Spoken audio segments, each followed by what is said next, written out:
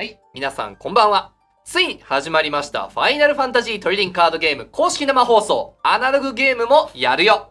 この放送は2016年12月に発売されたファイナルファンタジートレーディングカードゲーム略して FFTCG の魅力や最新情報をご紹介しつつ、時にはスクエアエニックスから発売されているアナログゲームをご紹介していく番組です。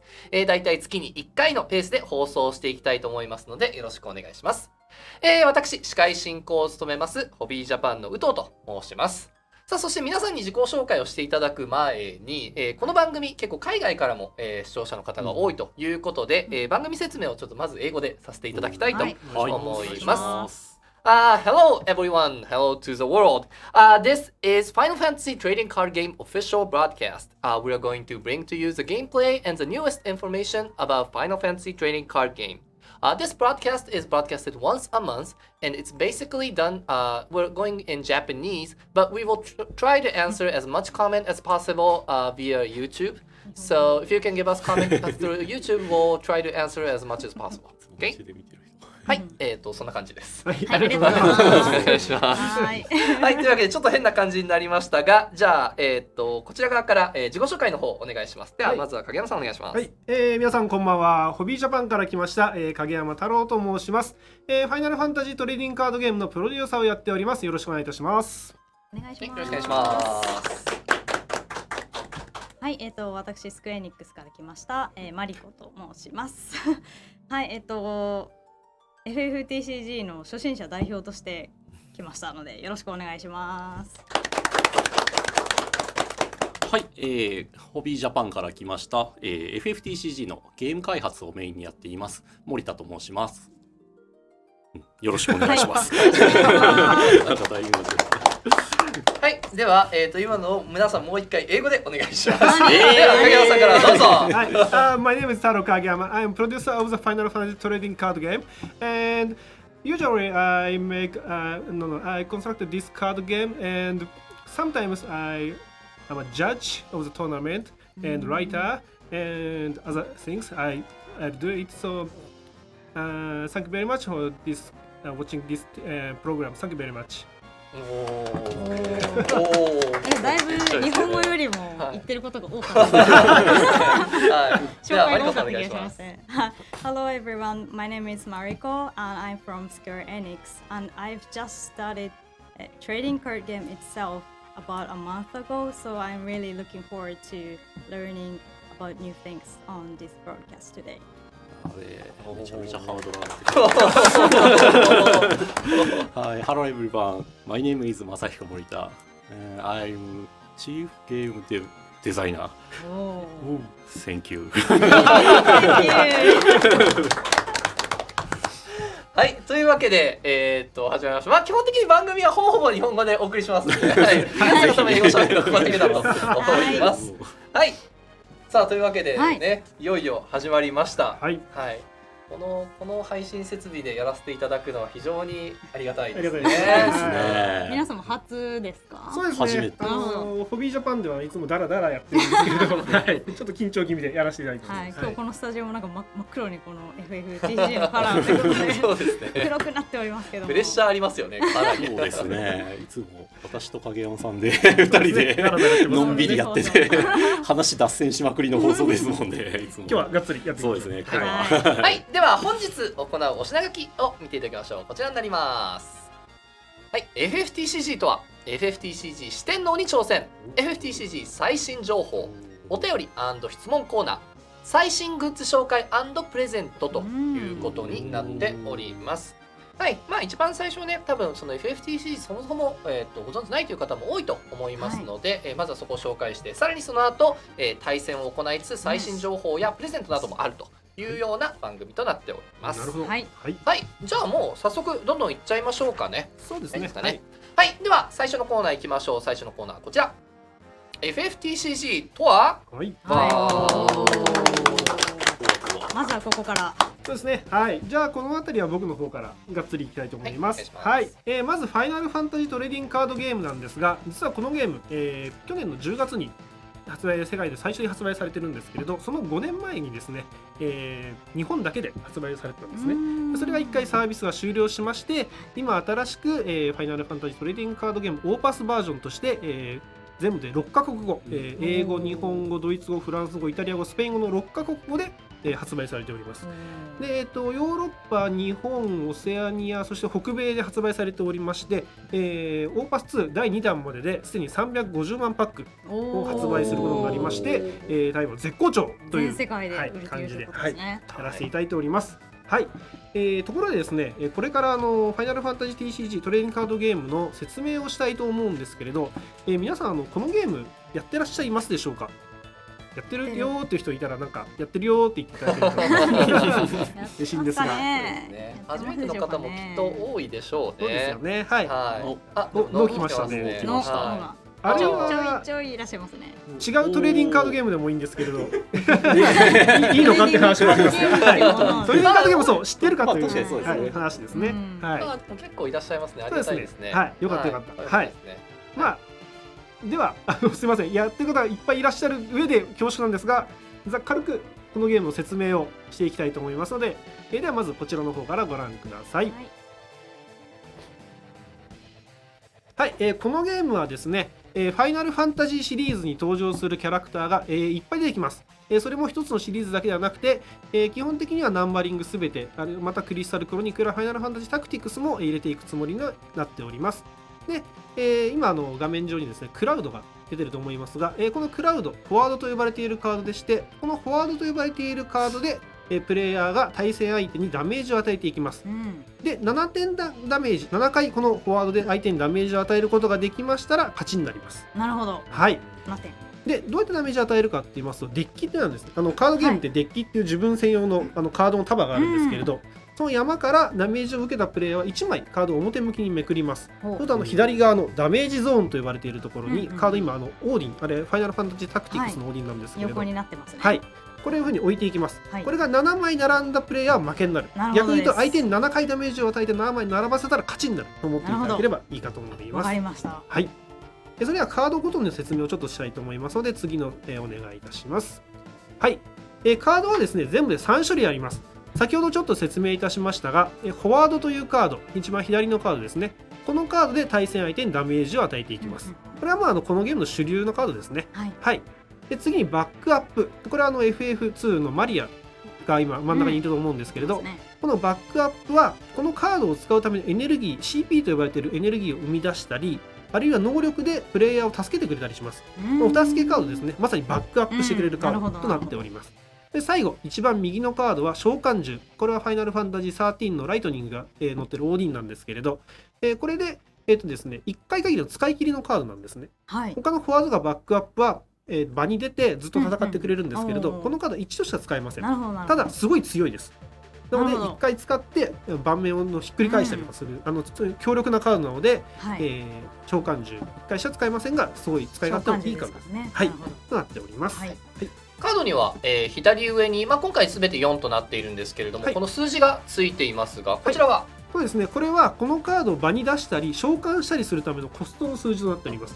要するに4個のエネルギーを使うとこのクラウドやマリアやオーディンが使えるということですね。なんとなく予想つくと思うんですけれど、これ以上だんだん数字が大きければ大きいほどエネルギーが1必要になればなるほど強いカードになっていくという傾向があります。出しにくいんですね。なるほどですね。はい、そしてそのコストを生み出すためには、そうですね、先ほど言ったバックアップ、これが重要になってきまして、この場に出てるバックアップを1個使うと1個のエネルギー1個の CP を生み出すことができます。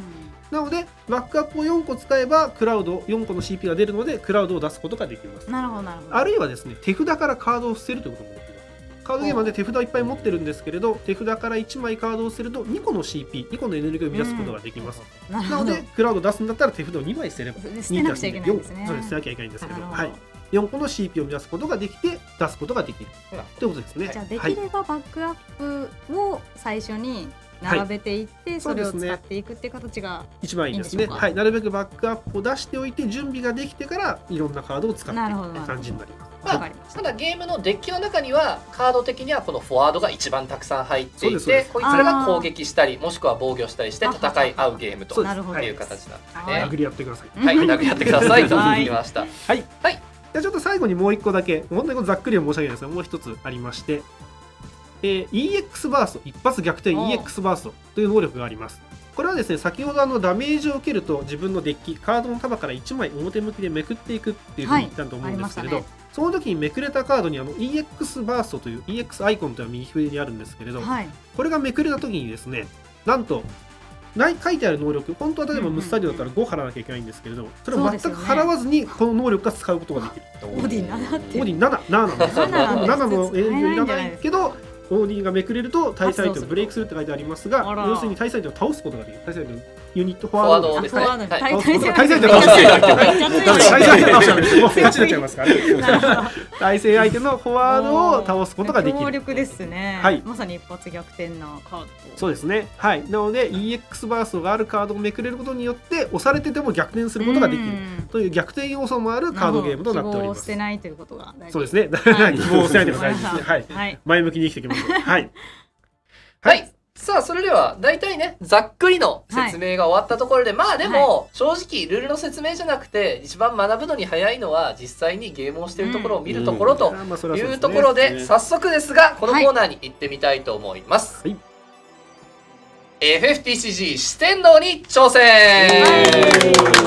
四天王とは一体、強そう四天王に挑戦。さあこのコーナー、一体どんなコーナーかと言いますと、コーナーの説明を、スライドにまとめてきましたので、じゃあまずはこちらをご覧ください。お願いします。はい、はい、今回、先ほど自己紹介にもあった通り FFTCG の初心者のマリコさんが、我がホビージャパン開発チームが用意した FFTCG 四天王に挑戦していただきます。四天王ですか？はい、四天王です。めちゃくちゃ強そうなんですけど、はい、英語では Four Fiends というふうになっていて、悪のね、悪の人たちみたいな感じになっております。はい。で、今月はまず1人目の四天王と今から別室で対戦をしていただきます。勝つことができれば来月は2人目の四天王が登場します。なるほど。ただし負けてしまった場合は、来月も同じ四天王と対戦していただきます。リベンジできると。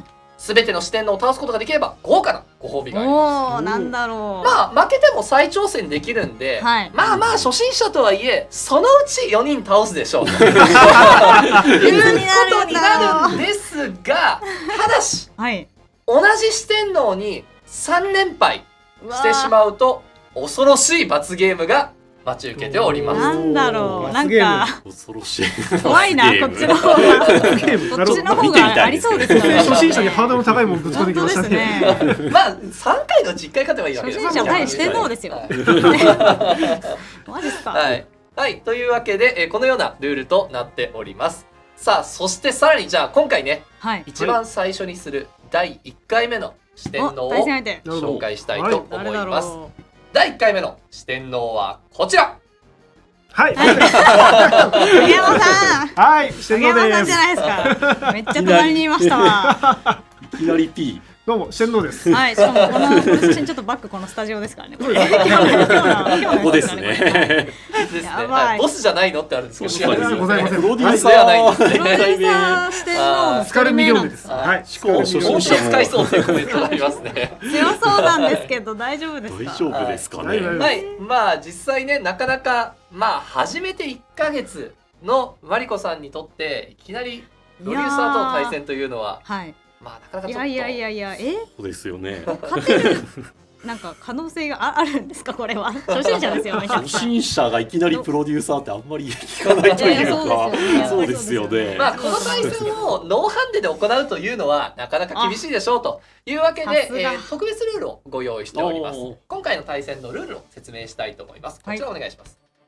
はい、まずは対戦ルールなんですが一本勝負です。一発勝負になります。はい、で2つの特殊カードを用意させていただきました。まあ当然これはデッキに入っているゲームで使うカードじゃなくて、ちょっと別の特別効果のあるカードですね。はい、まず1つ目はヘルプカード。これはマリコさんが使用することができます。対戦してる時にここどうしようどれ使おう迷うことあると思います。この時にこのヘルプカードを中央に差し出してください。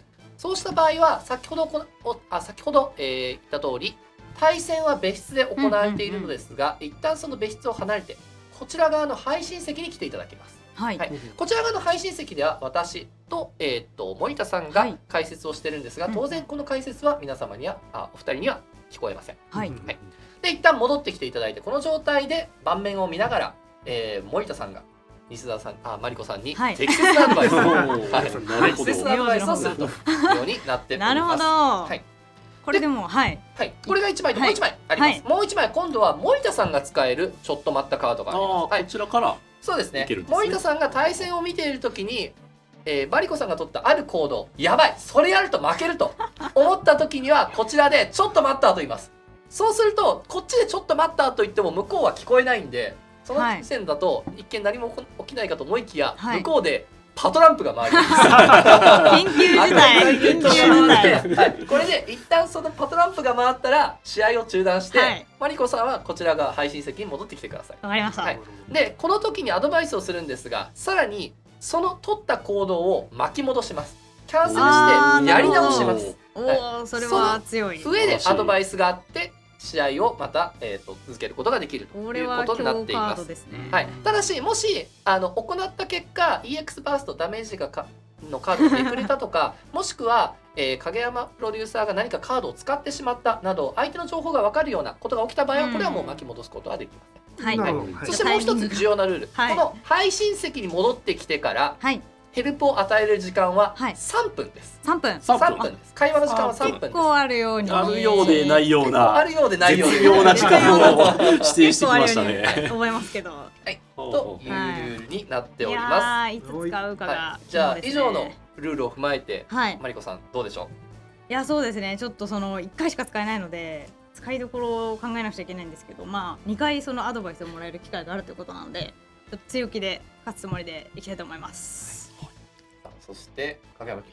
そうですね。なんか森田がマリコさんのサポートについて裏切られた感じがひしひしとしますね。そうですねジャパンから一緒に来すいたはずませんなんでが影山さんの席を譲ってもらおうかなとちょっと上を叩きたいなとそろそろちょっと燃えてきましたねやばいやばいやばい。裏切り者をまとめてぶった切ってやろうかと思って。バチバチバチバチ影から暗躍してまとめてって何ですかまとめてって。さあ火花が散っておりますが、それでははいお二人に、対戦室に移動していただこうと思うんですが、じゃあまずはね、対戦の前に握手をお願いします。よろしくお願いお願いします。はい、さあそれでは対戦室の方に向かって準備の方お願いしはます。ーい行ってきま行きす。ます。はい、でははい移動しまして。いやーでも初めて1ヶ月でしかもトレーディングカードゲームを他にやったことがないというプレイヤーが完全にいきなりプロレーサーに挑むというのはなかなかなかなかねそうですね他のカードゲームやってたとかだったらまだでもそうですまだねそれだと結ですけどね構すぐに入り込めたりするんですけど、ですね。さあというわけでまずは、2人が使用するデッキについて簡単な説明をしたいと思います。はいではまず1枚目のサイドお願いします。はい、こちらはマリコさんが使用するデッキ、悲嘆となっております。まあ火の、6つの属性がこのゲームにありまして、はいそうですねそのうち火のみを使ったデッキということになっております。はい、はいまずこれ悲嘆というのが、ちょっと説明まだしきれてないんですけど、属性が6つありまして、1つの属性で使うと、デッキが回りやすいのでまずこれが初心者にはすごい使いやすいデッキかなと思います。はい、まあ、このゲーム先ほどね手札を捨てることによって、コストを生み出すことができるとあったんですけれども、その捨てるカードの色と出すカードの色が一緒じゃないとそうなんです出ないと、。よはい、なのでいろんな色を入れてしまうと噛み合わなくて何も出ないというふうにな全く使えってしまうのがないのもあるんですよね。火しか入ってないと考える必要がなしということになってますね。さあカード見ていきましょう。左側始皇帝ザンデ、フォワードのダメージを叩き込む焼き払いというふうにありますが、こちらのカードははい、ザンデの効果なんですが、ザンデがアタックをすると相手のフォワード1体に5000ダメージ与える効果があります。これ、火といえば火力といえばダメージということで、こういった感じでダメージを与えるのに特化していまして、下に、いろいろフリオニール、イフリート、クロマ同士と、これもまた細々と4000ダメージやダメージを与える効果がいろいろあるので、こちらを合わせ技で何とかして大型のフォワードをブレイク倒していくのが、悲嘆の特徴になっているかなと思いますね。まあ、先ほどそのフォワードが、攻撃したり防御したりでぶつかって基本的にはフォワードは、死んでいったりするんですけれども、そうじゃなくて火はそういう戦闘をせずにダメージを飛ばして相手を除去してしまうことができると。そうですね。誰もいないところに攻撃を通すという形になるわけですね。なるほど。さあそして右側、ブロック負荷効果で大型フォワードを無視して攻撃ということで、ティファそして赤魔同士というカードがありますが、はい、これが、ですね、2つとも、相手のフォワードをこのターンブロックさせなくする効果を持っている、ちょっとルールを破った効果を持っていまして、大型のフォワードを相手合わせ技で焼き払えと言いましたけど、そう都合よく焼けることもないので残ってしまった大型フォワードはこういったブロックするなっていう効果で、無視して、こっちの小型のフォワードでアタックを通していくっていうのが悲嘆の戦略ですね。あまりもう本当に戦闘を絡めないようにするっていうのが悲嘆のメインの戦略になっていきますね。とにかく攻め攻めでもう焼いたり、ブロック防御をさせないようにしてとにかく攻めていくデッキという形ですね。はい、さあそして対しますは影山 P の使用するデッキはこちらです。こちら側も、単属性のデッキとなっていますね。こちらも単独性と土単ですね。はい、さあ最初、やられても蘇る大型フォワード皇帝とありますね。さっきコメントに皇帝入ってそうっていうコメント本当に入ってますよね。そうですね影山 P、 そうですよ、皇帝大好きで、あの人もう4年ぐらい前から皇帝ずっと使ってるようなんですよね実は。はい、このカードどういう特徴なんでしょうか。皇帝はですね、これ、このフォワード自体ブレイクされてもデッキからこの皇帝というカードを探してきて場に出る、蘇るような効果を持っているので、もう火力で焼かれても、関係なしに出てくるよっていうので、除去にすごい耐性の持ったカードですね。なるほど。このゲームはデッキに3枚まで同じカードを入れることができるので、最大2回やられてもまだ復活する可能性があるということですね。はい、さあそして右側味方フォワードを強化して相手の裏をかけと、ゴーレムというカードがありますけれども、これゴーレムなんですが、土の特徴として、自分のフォワードをパワーを上げることができまして、下のギップルやケフか文句も全部パワーを上げる効果なんですが、人は対照的に土は、戦闘をなんとか一方的に勝利する、ブロックして、こういった感じで強化して戦闘に勝利して有利に進めていくといった感じのデッキになるので、こういった強化スペル、強化召喚獣、すいませんがいっぱい入ってますね。なるほど。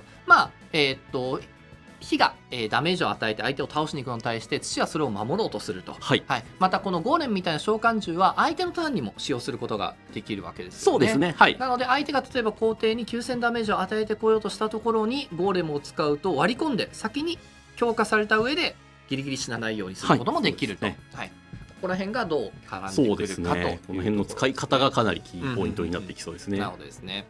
はい、さあそれでは準備は整ったでしょうか。そろそろ対戦の方始めていきたいと思います。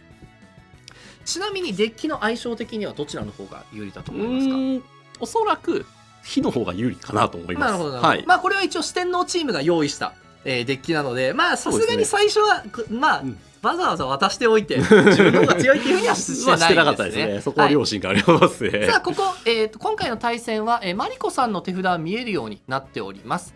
影山 P の手札は見えません。でこれ台になってますので、影山 P からはこの手札は見えないというようなセッティングになっております。さあ最初はやはり先手が、左側マリコさんで、しかもバックアップが1枚2枚とあると。仲間同士が2つありますね。定番としてはやっぱりまずはバックアップを並べていくところで赤間同士を2つ出していいのかなと思います。はい、さあまずは手札を1枚切って、2を生み出して2コストの赤間同士を出します。手札を1枚切ると 2CP2 コスト生み出される。これで1枚出して、さあもう1枚出しますかね。そうですね、手札がちょっと奇数でちょっと難しいんですけど、やっぱバックアップを引いてきた時を考えるとバックアップをまず出しておくのがいいかなと思う。どれを捨てるかをちょっと迷ってますね。迷ってますね。はい。召喚獣を捨てましたね。この2つはとりあえずはこういう感じですかね。はい、さあこれでターン終了。左上に色がついています。この色が今どちらのターンであるかを示しています。さあそしてここでまずは影山 P の方からもバックアップが2つ出てきました。はい。文句が2枚ですね。はい。さあバックアップは出たターンには使用することはできません。その次のターンから使用することができます。使ってもなくなりません。1ターンに1回使用できて今後ずっと使うということができるので、これでかなり手札を節約することができると。はい、ただ早速バックアップはもうなくなってしまいましたね。引けなかったですね。でも偶数の4コスのフォワード引けたので、それをどちらか出していいかなと思います。そうですね。さあ4でクラウドとルビカンテ悩んでますね。やっぱり光はコストにできないので、出しましたね。これが定番というかいいかなと思いますね。今回クラウドだけが火じゃないカードなんですけど、光と闇のカードはどの色でも出すことができると。でしかもちょっと強いです。代わりにこのカードを捨ててコストを生み出すことはできないという風になそうですねってますね。はい、あと1枚しか出しちゃいけないっていうのもありますね。聞かれた意味は1枚しか出せないですね、さあ影山 P の方はさらにバックアップを1枚出してきてフォワードは出してないという状態です。そうですねフォワードは出たターンには攻撃することはできませんが、このクラウドは先ほどのターンに出しているのでもう攻撃することができできま。ますすね。さあこれはまず攻撃いきますかね。まあとりあえずはい、でクラウドは、ブレイブという能力を持っていて、普通は攻撃するときね今みたいに横向きにするんですが、これは横向きにする必要がないというカードになります。さあ攻撃した相手は、ブロッカー、防御するフォワードがいないのでダメージが通って1点と、これで、影山 P の方には1ダメージ入りま入した。りましたね。はい、まあ2コストフォワード引いたのでそれでいいかな。おうんうんうんお素晴らしい。お僕が今考えているのと全く同じ動きをしてくれますよ。はい。はい、今出てきたのが、カリソメの、何でしたっけ。歌方の幻想ですね。歌方の幻想ですね。はい。はい。相手にフォワードが2体以上いると強くなるんですが、今はパワー5000のままです。さあ相手側からかなり大きいのができますね。5コストヴィンセント9000と9000でかいですいうねパ。ワーになっています。9000はまあ今の段階ではまあほぼ最強そうですクラスですはいね。 9000は一番大きいサイズですね。左側の、クラウドは8000しかないので、この状態でクラウドが攻撃してしまうとヴィンセントが防御防御されてブロックと言ってきて一一方方的的に負けちゃいますね。このゲームは攻撃するときは必ず相手のプレイヤーにめがけて攻撃します、フォワードが複数いたとしてもこのフォワードに向かって攻撃しますみたいなことはできません。できないですね。はい、攻撃したのを聞いて防御側が防御するかしないかを選ぶことができるというふうになっているので、はい、そうですね。まあちょっとここは殴れないですね。そうですねサイズで負けてるので。嫌ですね。ちょうど赤間同士を引いたので、まあ赤間同士を置いてそうですね、バックアップがもう1枚来たので、 3枚目そうですね。まだゲームも序盤ですからね、まだはいバックアップをしっかり蓄えておくことの方が重要かなとそうですねいう気がしますね。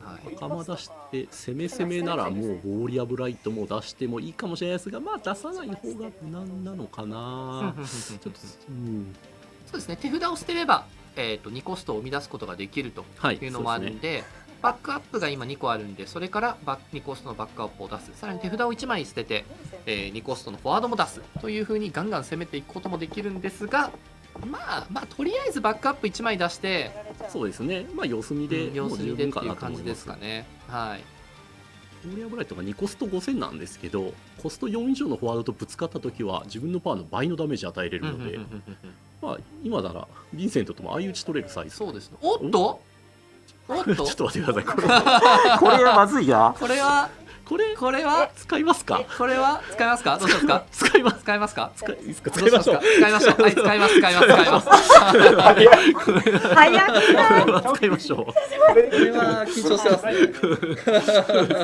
そうなのさあ、早速1回目が使えてしまいました。おかしいな。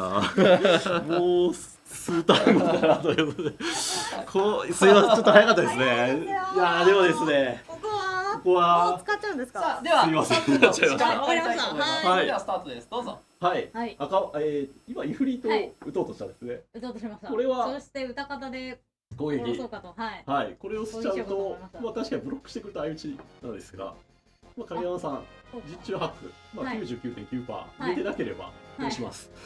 なるほど1点入ります。まあクラウドも、はいまあクラウドも怪しいかもしれないですけど、まあ通そうります。か。何もなくイフリート捨てて終わります。おお、なるほなのでこれはやめたど。方がいいです。なぜ通すんでやっぱり5000と9000で、すか。はいまあ、9000の方が強い。はいでもイフリートと合わせ技でこのターンだと相打ちになっちゃうはい。ので、あまあこのターンで相打ちではい次のターンのアタックなら一方的。あ。まあそれならどうですか。まだ死なないし。なるほど。まあこれがもし6ダメージとかなら、はい。まあそういうのもありだったんですけど、ああ、なるほど。ちょっと早い。ちょっと早いちょっとまだ。かなり早い。わかりました。なのでここは無難にまあ赤間同士。あの話出しましょうもう2枚いますけど。いや全然もう3枚目置くことでこのラーンも出せますし、まあ、次のターン何か、はいまあ、あまり使いづらいカード引いたらラーン出しつつ、まあ、ルビカンで出したりウォリアブライト出したりできるので動きやすい、まあ、ラーン結構自分のパワー、このカード自分のパワーより大きいパワーのフォワードでブロックされないという効果があるので、はい。まあ、こいつ結構土には強力なのでこいつを出しやすい状況を作りましょう。じゃあ、まず、まあ、どっちでもいいです。これを出して。赤間出して、はいアタックはせずアタックせずですか。せず普通にアタックすると、まあ、アタックブロックアタックするってはいそれだけえらいこっちゃになる。えらいこっちゃ何もしないということそうですね、このターンはなんとぐっとこらえましょう。我慢ですかアタックしたい気持ちをもう抑えて、えその闘志は次にわかりました次のタイムに持っていきましょう。わかりましたはい。じゃあもう以上終了ですそうですね。かラーンあまあ赤間置いて、はい次はまあラン出そうかなっていう感じ。じゃあこのターンは赤間を置いて終了はい、それでいいです。でわ次まあバックアップまださらに引ければラン出しつつバックアップ出して4枚になってあはいルビカンテとゴリアブライトが偶数で出しやすい。なるほどのでここははい戻しましょう。わかりましたはい。大丈夫ですかというわけではい早くも使ってしまいましたが、頑張ってください。いやーもったいなかったありがとうございますはい、頑張ってください。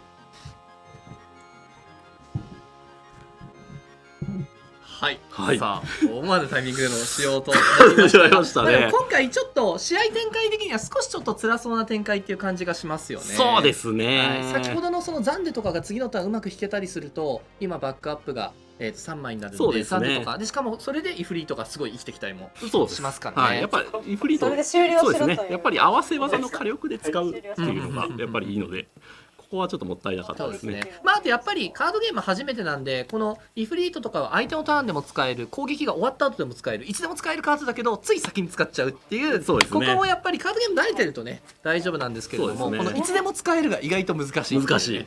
ありますね。もしさっきのようなことやるならアタックしてブロックされて、そのダメージ与えた後でフリート打てば、まあ最悪それでいいですね。 2個1。おっとここで引いてきたのはおフリオニール、はい、フリオニールを引いてきましたね。はい、フリオニールは、出た時に4000ダメージ登場時に4000ダメージを与えることができる、まあ、先そうですねほどのイフリット合わせると1万ダメージなんですが問題なのは相手側に文句というカードのバックアップがあるんですよね。立ってますね。はい、で文句を破壊することによって、フォワード1体はプラス2000することができるので2000するのでこれでギリギリ生き残るそうなんですよ。出せ1万ることが1000とになるので逃げられちゃいますね。はい、あここはおあバックアップを優バックアップを先しましたね。優先しましたね。なるほど。はい、あそれでもいいと思います。いいですね。はい、3コストのバックアップ。レブロで、これは火の属性の、自分と味方のフォワードを全部プラス1000するということで、はい。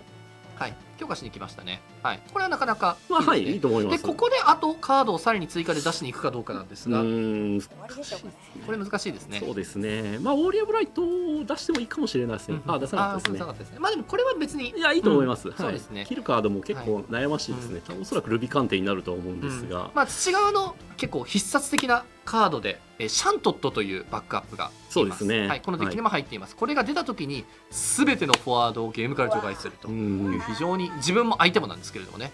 で、まあ3体とか並べてしまうと相手にちょっとそのシャントットチャンスを与えてしそうまうみたいなですね。ところがあるんですね。おっとここでラウバーン、これは非常に強力。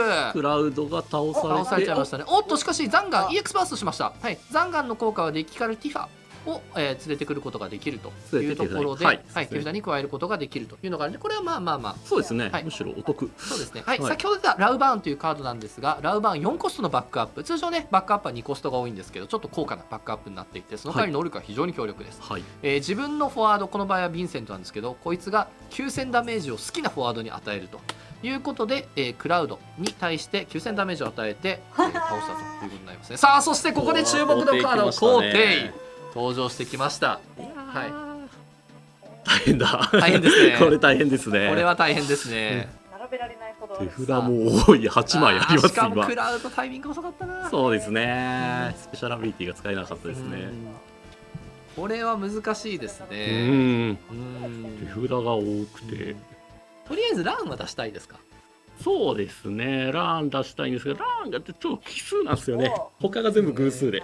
で、バックアップが4枚なので、理想は偶数2つ動きたいところではあるんですが、でも、ルビカンテが、まあ、確かに今レブロが出たんでルビカンテがパワー1万に1なると万になりますね。はい、そうですねで相手の工程が9000、ヴィンセントも9000なので、まあそうですねここはルビカンテ出して、さらにウォーリアブライトを出す。うんうんうんうんうんでもいい。なるほど、思いますねなるほど。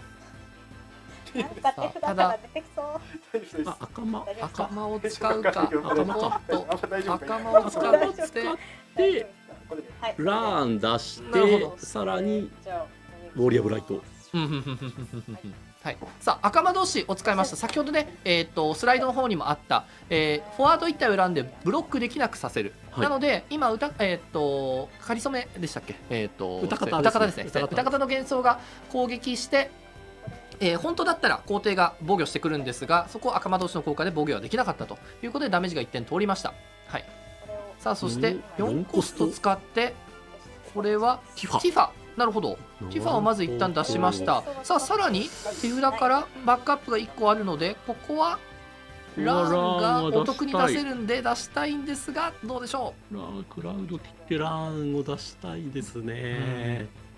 う。こちらはもうちょっと待ったを使っちゃいましたからね。もう使えないですからね。はい。なるほど、これ多分不良に捨てようとしてますね。そうですね。なるほど。ランか。なるほど。難しいとこですね。そうですね。まあイフリートとクラウドで8000ダメージ出せるんで、意外とこれが正解になるかも。この後8000とかが相手から出てくれば、確かにそうですね。悪くないかもしれないですね。はい。はい。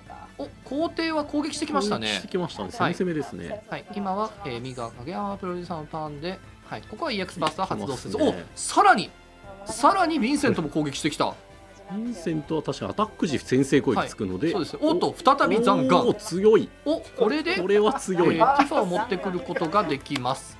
はい。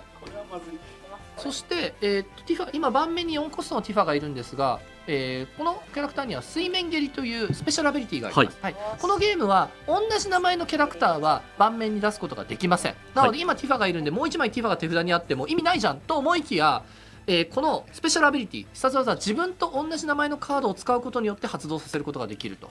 はい。このティファの行動は6000ダメージを与えつつ相手をダル、横向きにする、しかも横向きダルになっていると防御できないということになるので、これは結構そうですね。でかいですね。でかいですね。しかも6000なのでやっぱり合わせ技の火力としても使いやすい。はい。そしてこれ登場してきたのはガブラス9000です。本来は7コストなんですが、食らっているダメージの分だけコストが安くなるということで、今回は5コストで出てきました。ただ5コストでガブラス出すっていうのもちょっと嫌ですよね。なのでちょっと影山さん少し苦労してる感じがありますね。はい。でしかも今防御できるのはあのガブラスしかいない。あのガブラスが赤魔同士を打たれても、もしくは水面蹴りで横にされたとしても攻撃が3点通って3点通りそうですね。そうですね。これはかなり攻めれそうですね。かなりいけそうですね。はい。確かに一応影山さんの場に弾ないし貴公子があるので、弾と貴公子か、弾、そうですね、バックアップの弾が、右側影山さんのところにあります。基本的にはフォワードは自分のターンにしか出せません。相手のターンにフォワードは出せないんですが、この弾を破壊することによって相手のターンで、あとさらにコストも支払わないといけないんですが、相手のターンでもフォワードを出すことができると。確かにここの弾は何かしら狙ってる可能性もあるかもしれないですね。はい。さあまずはランが攻撃しました。はい、ランはパワー7000しかないのですが、自分よりも強いものにはブロックされないということで、ガブラスは取り抜けていきます。はい、まずはランが攻撃通しました。さあそしてここでどうする？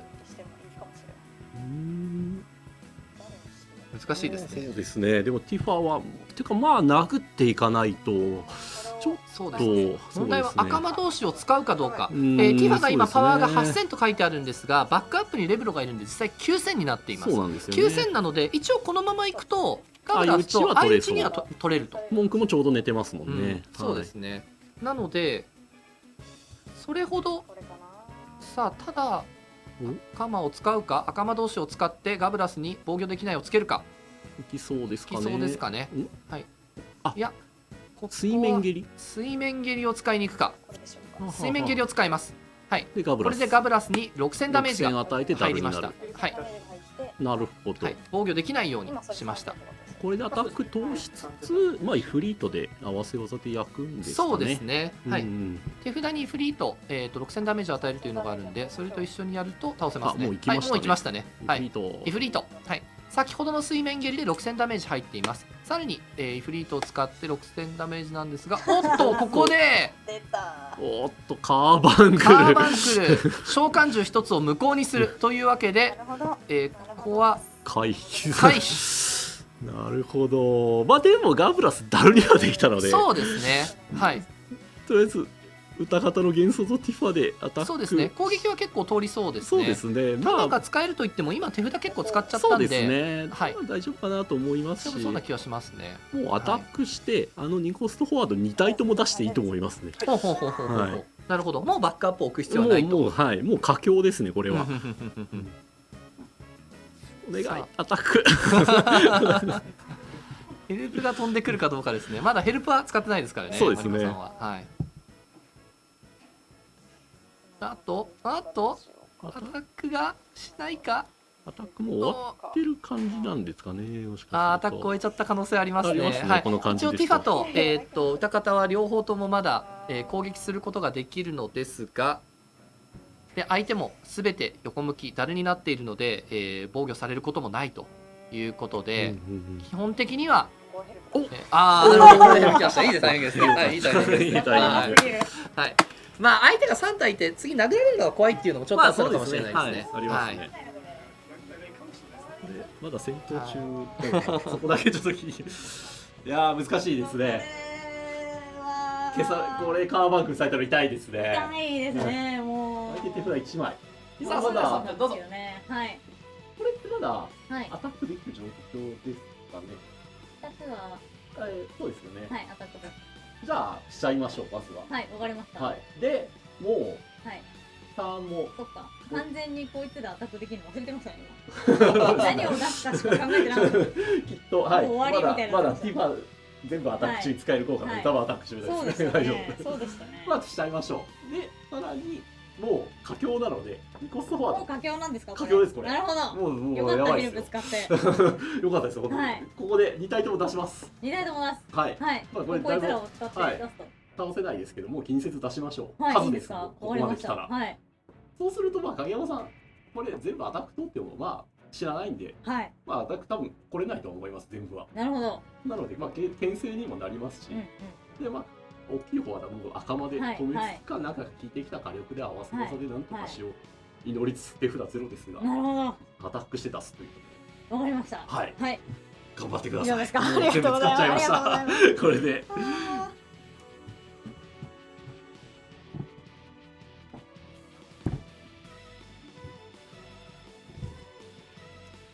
さあ今回の盤面はちょっと珍しく、マリコさん側に赤間同士が3体いるというバックアップで、はい、そうですね。赤間同士が能力を使うためにはコストが2つ必要なわけなんですけれども、これは手札から捨ててもいいとそうですねわけですね。なので下手すりゃ3体とも赤間同士起動させて3体防御しちゃいけないよっていう状況も作れるわけなんですよね。そうですね。って考えたら僕実は2体とも出さなくてもいいかなってちょっと思ったんですけど、クラウドを出さないはありだったかもしれないですかね。なんかちょっとコスト残しといた方が赤間同士3体起動を考えると、確かにちょっと切りましたかもしれないですね。うん確かに3回起動はあったかもしれないですね。かなり珍しいですけどね。そんなことなかなかしないですけどね。確かにはい。さあ果たしてでもまあ確実に2体はそうですね。はい止めることはできると。はい。ガイさあここで相手が出してきたのはガイ、おそしてやっぱ殴れない攻撃はしてこないですね。うんはい。これで2体までに赤間同士を使うことはできるのですが、まあさあ今ならどうでしょまたおまた水面蹴り。さあ難しいぞ。う難しいですね。これ今日まあラーンはとりあえず違うかすいません、自分のレベルを忘れてました。8000か。はい。今左側のランはパワーが8000なので8000同じ8000の外には防御されてしまう。そうですね。はい。さあこれは難しいですね。難しいですね。これは水面蹴り。さあこれまずパッと見てわかんないですね。そうですね。僕もちょっとこれは難しいですね。かなり考えないと。水面蹴りを使うとフリオニールは出せなくなるので、そうですね。まあフリオニールはもうほぼ考えなくてもいいかなっていう感じですね。はい。相手の様子を見るのを考えいきましおったね。とまずは水面蹴りが発動する。さあ問題はどこに打つ。おっと外に打ちに行った。ガイならない。ガイは大切だよ。ガイはちょっと特殊能力があるんですよ。でもお優しい。温情優しい。温情ガイはなんと相手の効果ではダル状態にならないという効果があって水面蹴りで下段蹴られてもこけないんですよねこいつは。いやーこれ実際のトーナメントとかだと多分許してもらえないですよね。そうですね。相手のミスですからね。はいそうですね。はい。ここはもうやった方が悪いっていうことになってしまいますね。別に対象には取れますしね。まあダメージは入りますから打ねつ。ことが全くできるので。さあどういく？ままずは赤魔同士を起動。赤魔同士でこれで害を封じましたね。害ですかねはい。これでまだ水面蹴り打てますからね。そうですね。はい。まあここはラーンでアタックして、そうですねまあ。まずは攻撃をして考えてみる。うん、うんうんうんうん。しかも水面蹴り使うとでも赤魔が使えないのか。そうですね。んまあラーンだけ殴ってターンエンドして次のターンドローすると手札4枚あるので、あ、なるほど。赤魔水面蹴りっていうのでいきますね。なるほど。おっとしかしここは赤魔を使いに行った。まあこれはこれで選択肢としてありですね。はい。さあどこあでもそうか。これはこのターンに決めに行く形にそうですねなるかもしれないですね。僕の佳境って言葉がちょっとそうですね。裏面出た可能性すらありますねありますね。はい。まあまあでもこれはどうなるかな。ガブラスとガイか。ですね。ガブラスはい。皇帝ではなかったか。さあまず俺もそうですね。本当は皇帝を封じたかったですね。皇帝を封じることができれば、はい、死んで戻ってくるっていう。そうですねそこがないのではい。さあここはまずは皇帝、そしてここは相打ちです。はい。皇帝をサーチ。皇帝がでっかり出る。ただこの復活するときには、横向きダル状態で復活するので、もう一回ブロックすることはできません。さあというわけでこの状態でもうブロックできるのがヴィンセントしかいないといないいう状態です。しかも2点通せば勝ち。攻撃できるフォワードはまだ4体いる。これはい確かにけるか？手札の枚数考えるとこのままいけそうですね。いけそうですね。はい。さあどこから攻撃するか。1体ずついってアタックブロックアタックブロック相打ちアタックアタック。そうですね。ってなりそうですね問題はただ文句が起きてますね。あ確かに。はい。文句が起きてるので、 1万2000。 1万2000までは行く。まあでも1万2000ならそうですねあんまり。って感じですね。大丈夫そうですね。おいけそうさあ、ですね。ティファから行った。ティファが防御されて、ここでプラス3000。プラス3000の文句を使った、これで1万2000と9000で一方的。一方取られたんですが、ただまだいける。さあまずはランから行く。ランは通る。はい、ランの攻撃は通りますね。はい。おいいよおっとそしてさあこれでちゃんと気づくか。攻撃して倒して攻撃するというのが気づくか。あと3000なのでどうだいけるか。いけるんだ。あ、なんかちっちゃくなってますよとか言ってますよ。やばいよ。必要のない情報言ってますよ。惑わしい惑わしい。はいクラウドはね、他のセブンのフォワードがいると7000に上がるんですが、今関係ないです関係ないですね。もう3000しかないですからね。さっきガイのやつを別にいいですよと言った同じ人とは思えない。そうですね。もう甘いカジュアルガイだけで終わりか。行くか。さあ行くか。もう行ったそしてこれで防御。さあ何かカードが手札は1枚しかないのでどうにもできないか。できなそう。何もできないか。悩んでいるか。悩んでいるなんだ。何かあるのか。今晩のおかずでも考える。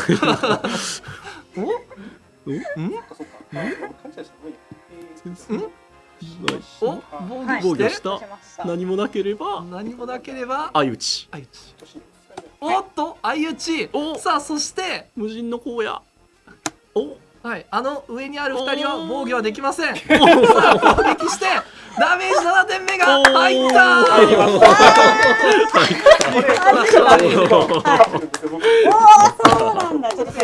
さあというわけで勝ったのはマリコさん。6000ダメージ与えられるんですよ。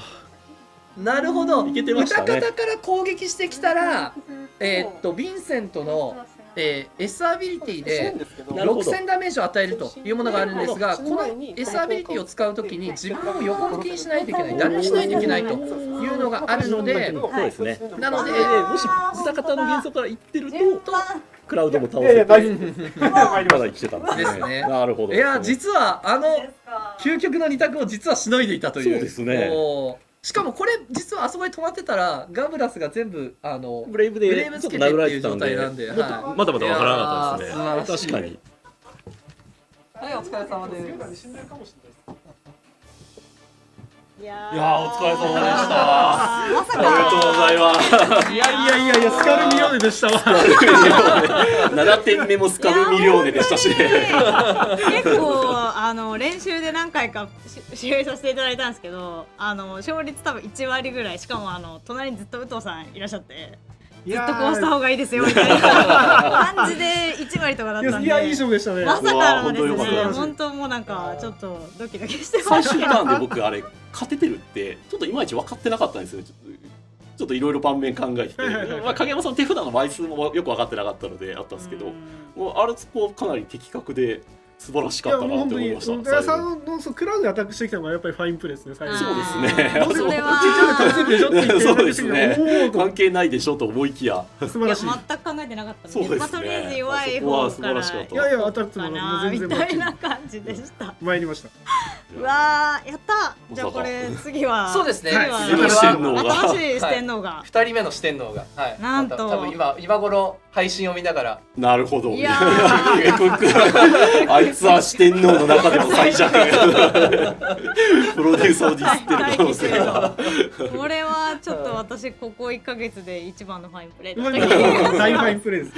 うわーめっちゃ嬉しいはいやーよかったアドバイスのおかげですいやー本当にありがとうございちょっますと待ったがちょっと予また想よりかなり早いタイ早かったんですけどって。早めにいただけてすごく助かりまいやでもよかったです、はいそうですねあの間にはい他のこともいろいろすそうあーそうあったのそうで、だはい、そうだそれが良かったまあので、全体にいろいろファインプレーだったって感じで。いやそうですねさすがに私一人だと全部出したじゃないですか手札を使ってあそうですねあれは絶対しなかったと思うので確かに難しかったですねあの辺りのターンも一旦数で押すみたいな戦略も結構あるそうですねもう何かあったら押し切るまあ悲嘆は本当にはいそうですね、なるほどなるほど攻めを考えるデッキなのでいやー結構戦いいや方のバリエーションが広がりましたありがとうございますそう赤間同士2枚した時やばっと思ったんだけど。おーってなるね確かにそうですね赤間都市結構最初の方でデッキにすごい入ってきてたんで手札の方に素晴らしかったです。なはかなか赤間同士3体並べっていうのはねそうですよ土にとっては結構脅威ですよそうですねよね細かいのが並ばないですからね3枚もいらないなとか思ってたんですけどあってよかったです本当にはいさあというわけで、次回四天王は果たして誰が次回登誰場するのか、誰ですかねはい次回お楽しみにとはいいうことで、では、次のコーナーに参りたいと思います、はいそれでは次のコーナーはこちら FFTCG 最新情報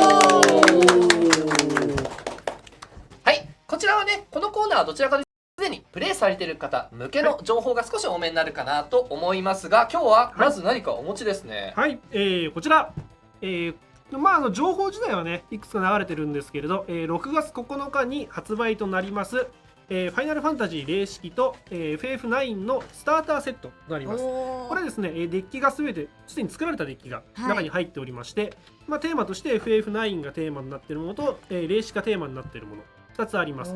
でこれも買っていただければすぐに遊べるようになっておりますので、お買い求めいただけここから始めることもできると思いますので、ぜひお買い求めいただければと思います。はい、すでに、12月にはね、FF7、10、はい、13 13ですね。はいこの3つをテーマにしたスターターデッキは発売されているのですが、この2つが今度はさらにそこに新しく加わると、そうですね。うんでこのセットですね、内容なんですけれど S と呼ばれているこのスターターセットの中にしか入っていない普通のブースターパックの中には入っていないカードが3種類それぞれ3種類9枚ずつ入ってます。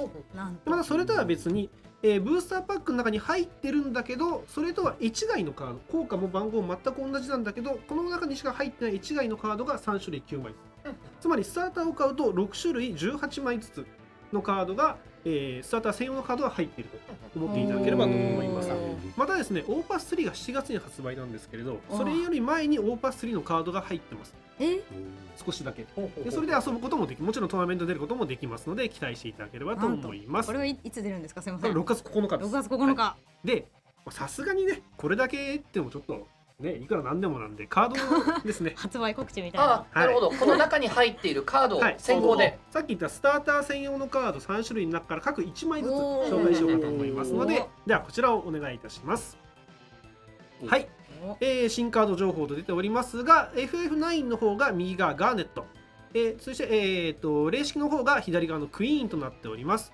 効果簡単に説明しますと、じゃあ、ガーネットの方からいきましょうか。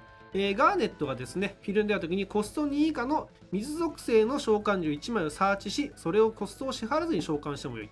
サーチっていうのはデッキの中から自分のカードを探し出すことなんですね。水の召喚獣1枚探し出して、ただで召喚してもいいよっていう、ちょっと強い、自由に使えるカードですね。はい。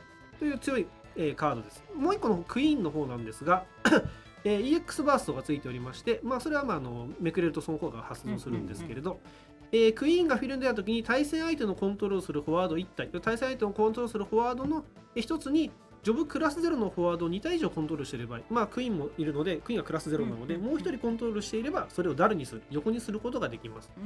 で、実はそれだけじゃなくて、なんと5体、ちょっと5体、微妙に結構大変なんですけれど、5体コントロールしていると、それをブレイクする、つまり破壊して倒してしまうということができるという、軽いのに強力なカードになっております。クラス0がもし5体いたら、たった2コストで出てきた上に、さらに何でもいいから1体破壊してしまうと。この子がクラス0なんで、もともと4体いれば、5体目として登場するので、強いカードですね。ちなみにこれやってたことがある方、昔の FFTG やってたことがある方はですね、クイーンが、実はこれ氷属性だったんです、昔は。そうなんですか。確かにそうですね。で、新バージョンは雷属性になっております。どういうことかと言いますと、今回なるべく属性をカテゴリーごとに合わせようという形になってまして、なので、今回ちょっとクイーンが氷から雷に移籍したという感じになっております。はい、なのでみんな組みやすくなっておりますので、ぜひ期待していただければと思います。よろしくお願いします。はい。というとこですか？はい。はい。そして、この後のものは、海外の方により、重要なお知らせになるかもしれないので、ちょっとね、英語多めに、いこうかなと思います。はい。次のスライドがこちら。はい。これが英語版。そうか、これ英語版まで出してますね。大変失礼しました。はい。英語のテキストこんな感じになっています。一応読んでおきましょうかね。For those who can't see the letters, I'll read it out loud. First, for the Garnet, it's a 3-cost water forward. When Garnet enters the field, you may search for one water summon with a cost of 2 or less and cast it without paying the cost. If you do not cast it, put the summon into the break zone. So basically, you can cast two costs or less summon from your deck free. Okay. Now on the left, it's a queen. She has an EX burst, and what she does is when she enters the field, choose one forward opponent controls. If you control 2 classes of cadet, you can dull it. And if you control 5 classes of cadet, you can break it. So yeah, with a 2 cost, it's possible to break any forward only simply with 2 cost if you have 5 class 0 forward on your field. はい、という感じですね。はい、では次が、海外の方に向けた、情報ですね。これもそうですけどね。これもそうですね。はい。はい、こちら、ちょっとまず軽く日本語で。わかりました。じゃあ僕の方から。はい。今回のファイナルファンタジーTCG ではですね、はっきりも言っちゃいますけれど、今年の冬に世界選手権を行います。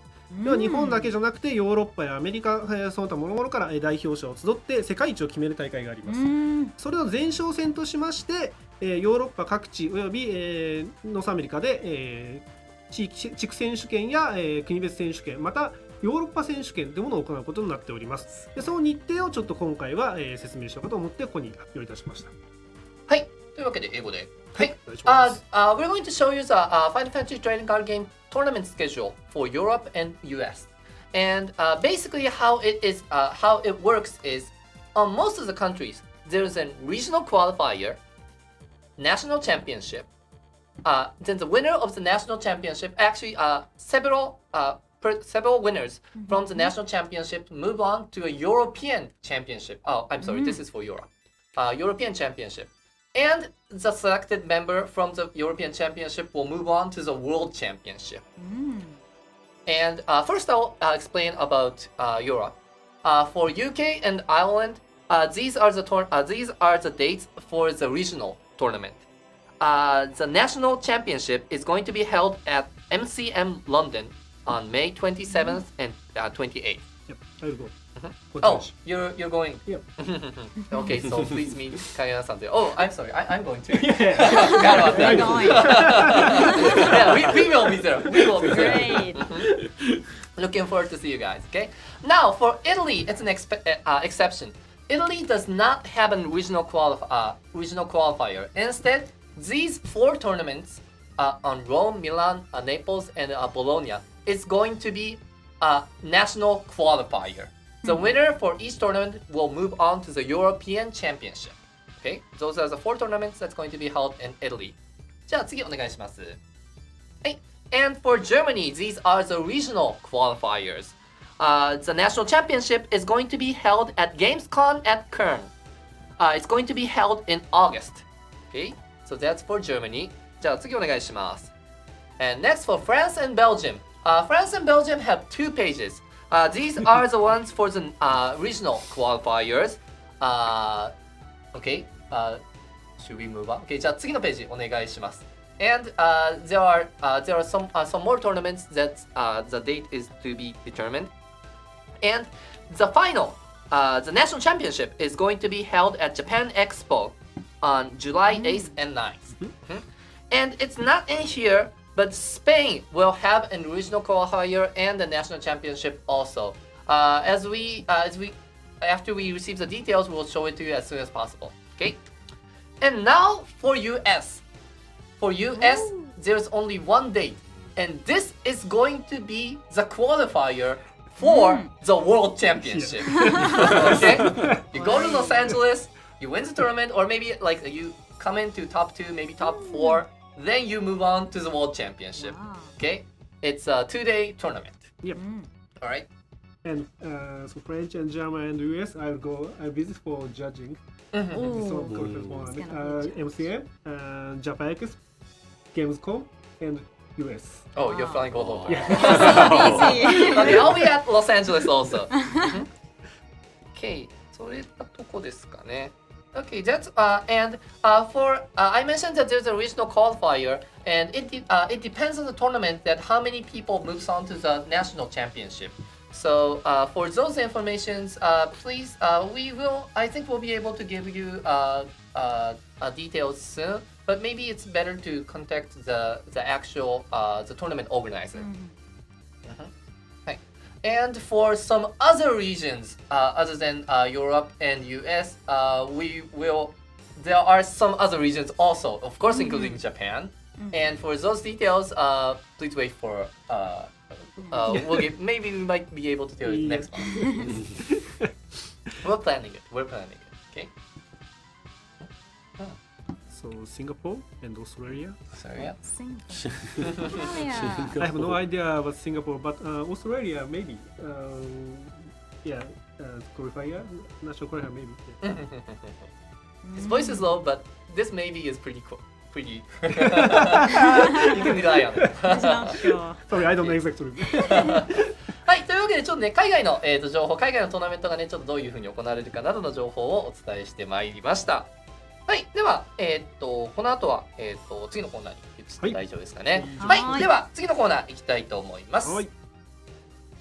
お便り&質問コーナー。初めてのにお便りコーナーがあるんですね。お便りに関しては実は、事前に海外から募集をしていたんですよね。で、ご質問当然日本の方々もご質問あると思いますし、当然海外の方もご質問あると思うので、コメントでいただければこちらで拾って後ほど答えたいと思います。ちょっと今の説明英語でも行っておきましょうかね。はい。We've received questions using Facebook and stuff. And we have some questions to answer, but of course, if you can give us comments on YouTube, we'll pick it up and we'll try to answer as much as possible. はい、ではまずは最初の質問ですね。こちら。はい。はい、ポルトガルのリカルドさんですね。Shout out to Ricardo. Have you considered making a player versus boss mode?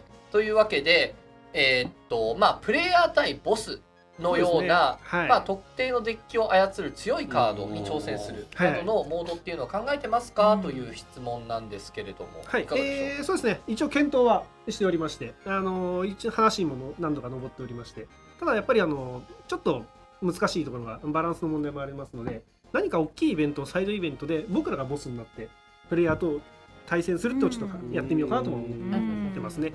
例えば僕らが仮に例えばセフィロスをやって。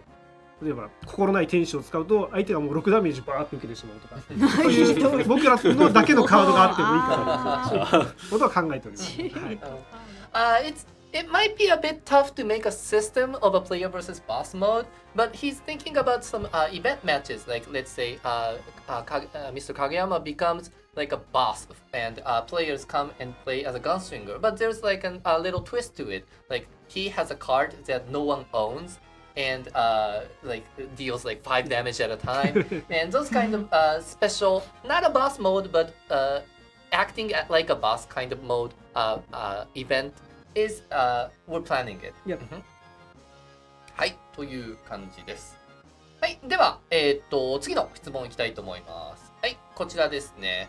FFTCG、ごめんなさい、フランスの、マティューさんですね。Shout out to Matthew. FFTCG reminds me a lot of the mobile game I'm currently playing, Final Fantasy Brave Exvius. And で、質問があって、So my question is, will we be able to see FFP characters like Rain, Raswell, Vina, and the other joining FFTCG someday、というわけで、まあこの方はね、ブレイブエクスビアスが大好きで、まあブレイブエクスビアスのキャラとかいつか FFTCG に参加するんですかという質問なんですが、そうですね、まあいつというお約束はできないですけれど、基本的には僕はファイナルファンタジーと名前がつくものに関しては全て、何とかして作品 FFTCG に落とし込もうと考えておりますので、もちろんブレイブエクスバイスもそうですし、例えばメビウスとか、まあ、あるいはクリスタルクロニクルの全てのシリーズとか、そういうの全て使えればいいかなとか思っておりますので、まあ、楽しみにしていただければきっといずれ使うことになるとは思います。はい。We can't tell you exactly when, but Kageyama-san is trying to bring all the characters from all FFTCG series, including Brave Exvius, Mebius, Crystal Chronicle, and other Final Fantasy series. So as I said, we can't give you when, but you will have a day to use those characters someday. はい。というわけでじゃあ次行きましょうかね。はい、次はスコットランドからイギリスですね。スチュワートさんですね。話できてますね。Shout out to Stuart. Are there any specific new skills or abilities that Kageyama-san has planned or would like to see implemented in the games that would give a total meta and game shake-up, or just an interesting one in general? はい。まあもうほぼ毎日と言っていいほど新しいアビリティやスキルに関してはもう僕らは話し合って。でいろんなカードを考えつつ、まあ、いろんな効果をボスにしてるというトライアンドエラーの繰り返しなんですけれど、まあもちろんメタカードや革新的なカードを作るつもりですが、まあ、はっきりと一つだけ言えることがありまして、オーパス4からモンスターカードを入れていくつもりに、はい、今動いておりますので、ぜひお楽しみにしていただければと思います。はい、It's basically a developing is like a try and error of trying out new skills and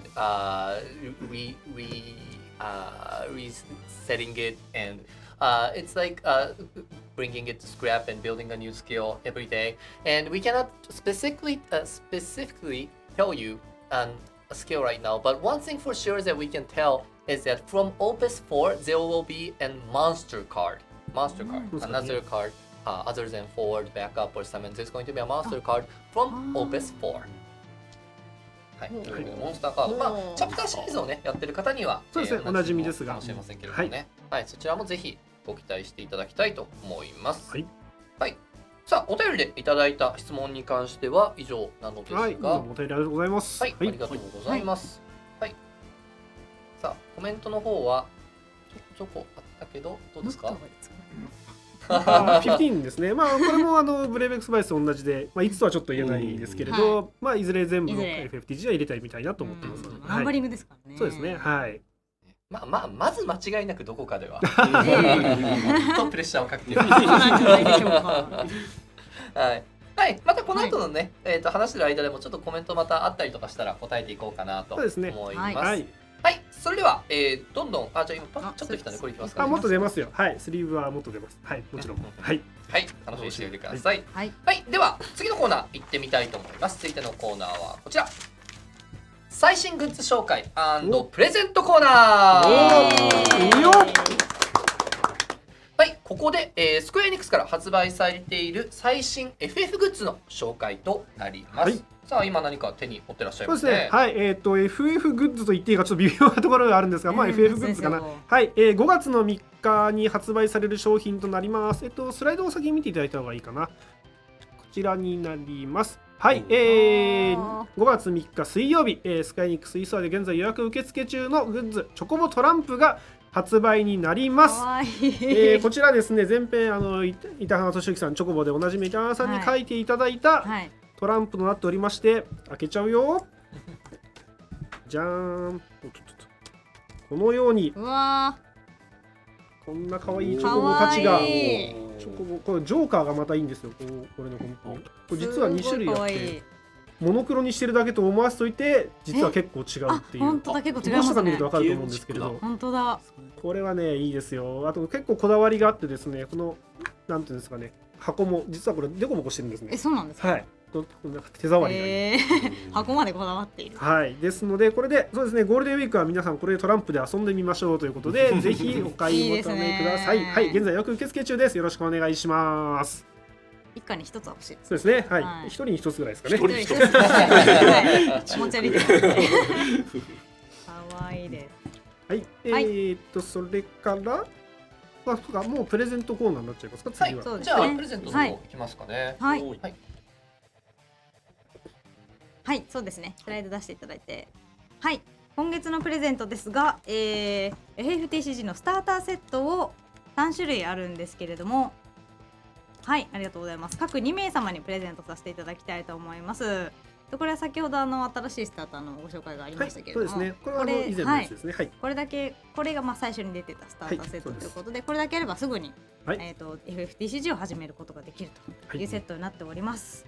でこちらですね、応募方法なんですが、Twitter にて、スクエニックス、MD イベントのアカウントをフォローしていただいて、該当のツイートをリツイートしていただくだけで応募完了でございますす。はい、ニコニコの方はリンクが出ていると思います。はい、応募期間がですね、本日4月20日木曜日の23時59分まで受け付けておりますので、まだ間に合います。応募まだの方はぜひやってみてください。はい。よろしくお願いします。よろしくお願はいい、しよろしくおま願いします。本日中ということでね。はい、はいお実物があありますね。ねはい。はい、それぞれ FF7、FF10、FF13 のスターターデッキになっています。はい。はい。さあまだちょっと質問も来てるみたいなんで、いくつか質問答えていきましょうかね。はいじゃあまずあっちの英語の方行きましょうかね。はいHow are the plans for judge system progressing？ジャッジシステムは今どんな感じですかというところなんですはいけど。、ですね、どこまで行っていいかちょっとわかんないんですが、基本的にすでに問題はできております。ジャッジシステム自体は構築済みという感じで進めておりまして、いつ、どこでどういうふうにやるかを今、検討中です。はい、でとりあえずレベル1ジャッジのテストを考えておりますので、また機会が来たら公開していきます。はいはい、あとはブログとかでもちょっといろいろ書いてたんで、もしよかったら見てなかったらブログの方とかも見ていただけるといいかもしれないですね。はい、He's already done making the test for judge system.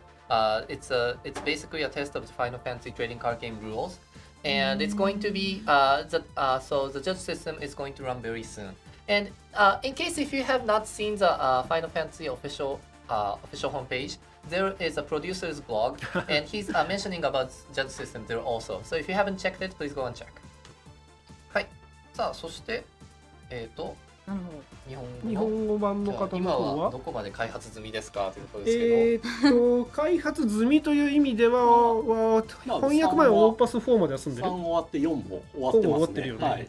で今翻訳僕の方でラインナップ作ってるのはオーパス7なんで、まあオーパス7っていつ出んのあ ?1 年以上ある先だめちゃくちゃ先までそうです作る。ね。まだまだっていう感じですね。はい。一応英語でも言っておきましょうかね。そうですねはい The question was that how is the development going? And the game development is already done up to Opus 4. And as for character selection and card designing, we're starting on Opus 7. And we don't know when the Opus 7 is going to be out. But yeah, we are really willing to continue for a long time. はい、じゃあもう一つぐらいいきますかね。そうですねはい、これ多分昔やってた方だと思うんですけど、Can you let us know when items will enter the game? アイテムというわけでアイテムというのもね、そうですねりましたはいアイテムもそうですしアイテムってまあ武器とかありましたもんねそうですね。はいありましたアイテムは前回作ったのです、まあ、そのうち出るかもしれないし出ない、まあ出てまあそうですねそのいつかはちょっとわかんないですけどあとまあそれ以外もちょっといろいろ考えてましてまだ全然決まってないんですけど個人的な話なんですけど僕は飛空艇とか出したいかなと思って、まあ今オピニオンです、なるほどまあ要するにチャプターシリーズやったものをとりあえず出すだけじゃなくて完全にやっぱ新しいものとかもそうですはいやっぱやっていきたいと。まあ極端な変な話だけど街とかねおーだったら結構ザナル感度とかあったら面白いななるほどなるほど面白いですね。っていうのもあるといいなと思ってはい、 Okay. About the item question, we aren't sure. Maybe it might come in someday. As we mentioned on Opus 4, there's going to be a monster card coming in, and in his opinion, he wants to make something that was not in the chapter series. Like for example, like a city, town, kind of card. If like there's like a Zanarkand, I don't know the English pronunciation. I'm sorry, but from Final Fantasy X Zanarkand, like city card is there, and if it like powers up Final Fantasy X characters, probably that would be something pretty awesome. So yeah, please look forward to something new coming in. はい。というところで、はい。だいたいお時間ですかね。そうですねそうですね。はいちょっとすべての質問には、答えることができなかったんですが、そろそろお時間となってまいりましたので、今回の放送は以上ということになりますが、はい。まずは、今回の感想を聞いていきたいと思いますけれども、森田さんいかがでしょうか。いやーだから僕その初心者の方に細かくゲームを教えるプレイここがいいよとかやることがあんまなかったんですよね。大きいルールを教えるっていうのはあったんですけどかなり新鮮で面白かったですね。このままマリコさんの、世界チャンピオンに僕がなんとかそうですね四天王はまあ軽くひねり潰してもっと先を見据えて鍛え上げたいなっていう思いがありますね。楽しかったです。嬉しいはいはいはい。では、マリコさん。はいそうですねいや本当今日結構偶然勝てたみたいな感じだと思うのでちょっと今後、森田さんにももっと教えていただきつつ頑張りましょう。ヘルプカードがなくても影山さんと互角に戦えるぐらいになりたいなと思ってますはいこれからもよろしくお願いしますありがとうございます。さあそしてはい、今日惜しくもやめてしまいましたまあなんていうんですかこうスカルミ色のプレーを発揮したという感じでしたけどブレないスカルミオーネいやもう非常に楽しい放送でしたので、毎月これやるんで、ぜひ毎月見ていただければと思いますので、よろしくお願いします。はい、よろしくお願いします。お願いしますまあでも今回やっぱりねそのコメントの方も YouTube の方のコメント見ていただけると英語がほとんどでやっぱ海外で非常に番組の冒頭でも言いましたけれどもオーパス1とオーパス2を合わせて今350万パック、350万パック、カードゲームで350万ってかなりの数ですからね。で先ほどねトーナメント情報でも海外トーナメントやって日本でも今後もトーナメントやっていって世界大会を行うというふうになっていって、日本の方と海外の方が戦うような時もやってくると、なのでそういうようなね大会の配信とかもお送りしていきますし、でこちらの番組の方ではこのような情報であったり、あとはマリッコさん育成録成長の物語成長の物語も準備段階ですごい成長してますねお送りしていくというふうになっております。はい、さあでは次回予告をちょっとさせていただきましょうかね。はい、次回予告、次回はこちらとなっております。次回予告、チョコボのダンジョン&モンスターズをやると、四天王体制もあるようです。早速四天王体制が端っこに追いやられてるんですがこれちょっと説明していただいた方がいいですか。はい、そうですね。この番組の、そもそものタイトルの中にアナログゲームをやるよというふうに書いてありまして、このような、トランプはね、ちょっとトランプは普通にトランプなんで、ただこういうようなアナログゲーム、ボードゲームが、いくつか、出ておりますので、この、チョコボのダンジョン&モンスターズが、近日発売になるということで、これを、世界初お披露目したいと思っております。これは、トレーディングカードゲームではなくて、これ1個単体で遊べるもの。実際には、チョコボのクリスタルハントというゲームが今現在発売中であります。それの拡張セット、それと合わせて遊べる、ゲームとなってまして、クリスタルハント現在好評発売中ですので、そちらの方も非常に好評です。そうです、本当に、はい、びっくりするぐらい好評です。びっくりするぐらい好評ですありがたい話ですね。はい。はい。で、こちらの、ダンジョンモンスターズ、クリスタルハントシリーズは、一応私のチームの方で作らせていただいて僕のチームではないということで。いろいろね、いろんなチームがそうですよね。いろんなチームがありまして。それはありますからね。なるほどなので、私の方でルール説明をしたりとかして、ちょっと皆さんに、そうですね。はいまあみんなで来月は僕お客さんな感じで。はい、そうですねは。遊んでいただこうかなと。四天王もありますからそうですね。してもらいますから。その四天王の方をはい。でクリスタルハントの方ちょっと軽く宣伝させていただきますと、基本的に結構ババ抜きに似たような遊びになってまして、そんなに普段ゲームをやらないという人でも簡単に遊べる、小学生の子でも遊べるようなゲームに、作りました。でこの、ダンジョンズ&モンスターズの拡張を入れるとちょっと遊びがもう一段階レベルアップするというようなゲームになってますので、こちらの方もぜひぜひお楽しみにしておいてください。なるほど。はい。では、そろそろ時間そうですね。ですか本当にいいおね。時間ですね。はい。はい。以上ですかね。はい。はいはい、というわけでまだ、次回の日程は決まっていないのですが、はいおそらく来月そうですねどこかでされますので、はい、また、配信日配信日時と決まり次第、ツイッター等でお知らせしたいと思いますので、それまでしばしお待ちください。はいはいというわけで、本日は1時間半の間ご視聴ありがとうございました。また来月お会いしましょう。さようなら。さようならありがとうございましたありがとうございました。